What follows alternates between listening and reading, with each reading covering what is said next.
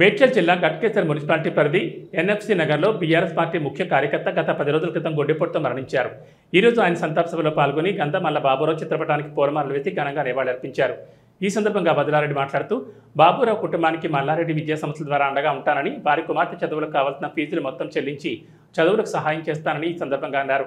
ఈ కార్యక్రమంలో BRS party municipal అధ్యక్షుడు బండారు శ్రీనివాస్ గౌడ్, గట్కేసర్ మున్సిపల్ 1వ వార్డు మాజీ కౌన్సిలర్ చంద్రపట్ల వెంకటరెడ్డి, మాజీ కౌన్సిలర్ బండారి ఆంజనేయులు గౌడ్, పేతాడు నరసింగరావు, నాయకులు భిక్షపతి గౌడ్, మేకల నరసింగరావు, గోపాల్ రెడ్డి, కరుమల మాజీ సర్పంచ్ ఓరుగంటి వెంకటేష్ గౌడ్, జంపాల రమేష్, బొక్క ప్రభాకర్ రెడ్డి, సీనియర్ జర్నలిస్ట్ పిట్టల శ్రీశైలం, వరికుప్పల లింగస్వామి, కాలనీ వాసులు, కుటుంబ సభ్యులు, బంధుమిత్రులు తదితరులు పాల్గొన్నారు.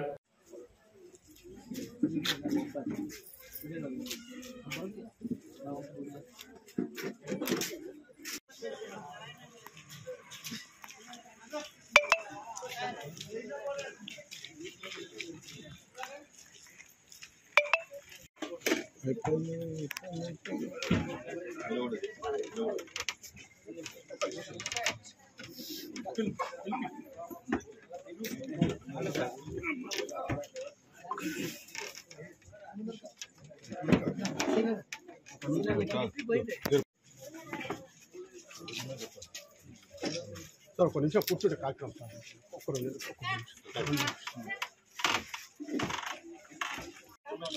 ఒక్క నిమిషం పనిదా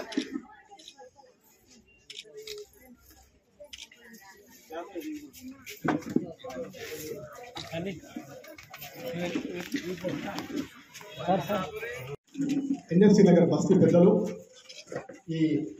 అదేవిధంగా స్థానిక శాసనసభ్యులు మల్లారెడ్డి గారి తనయులు విద్యావేత్త యువ నాయకులు భద్రారెడ్డి గారు ఇక్కడికి వచ్చేశారు.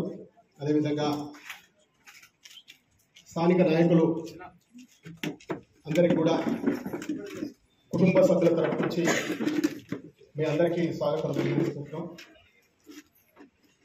స్థానికంగా ఉండే వారికి అందరికీ కూడా తెలుసు, ఈ ఏరియాలో బాబురావు ఉన్న రోజులు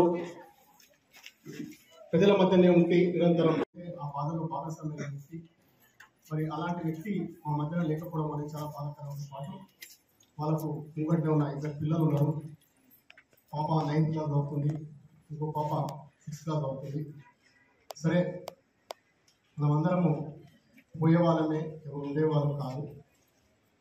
బాబురావును మనం తేలేకపోవచ్చు, కానీ ఆయన లేని లోటును ఆ కుటుంబానికి ఇచ్చే విధంగా మనం అందరం కూడా పెద్ద మనసుతో వ్యవహరించాలనే ఉద్దేశం. అందులో భాగంగానే గౌరవ భద్రారెడ్డి గారిని మేము ఇబ్బంది పెట్టాము. ఒక 2 నిమిషాలు అని చెప్పేసి సోదరులు మన మధ్యలో లేకపోవడం చాలా బాధాకరం. హాస్పిటల్లో హార్ట్ అటాక్ తోటి చనిపోయిన వార్త కూడా ఎంతో బాధ కలిగించింది.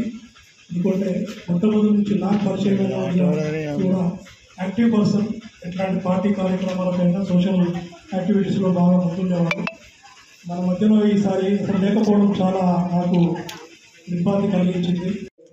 వారు మా మధ్యలో, మా కుటుంబీకుల మధ్య ఎంతో ఆప్యాయతగా, ఎవరికి ఏ సమస్య వచ్చినా నేను ఉన్నానంటూ అండగా ఉండే వ్యక్తి మా మధ్యలో లేకపోవడం అనేది మాకు చాలా బాధాకరం.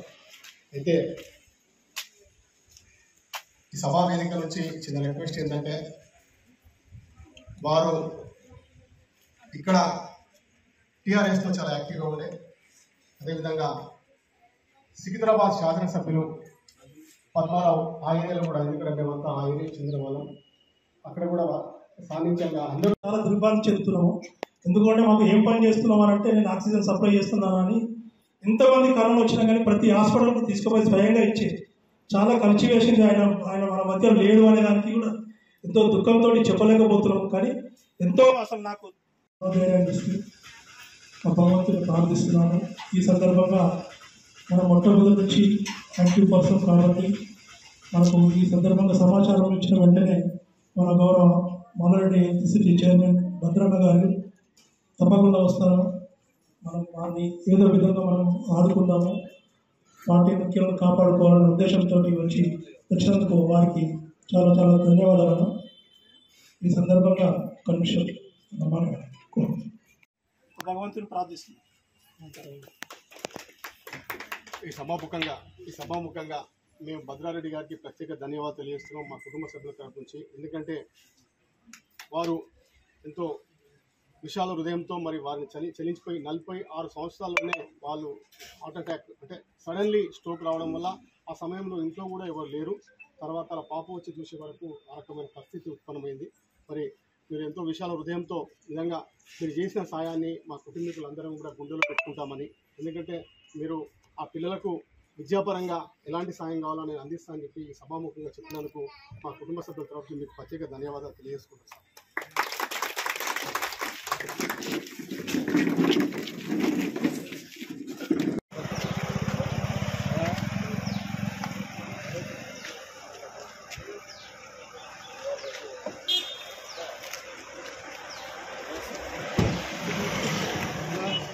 మంచిగా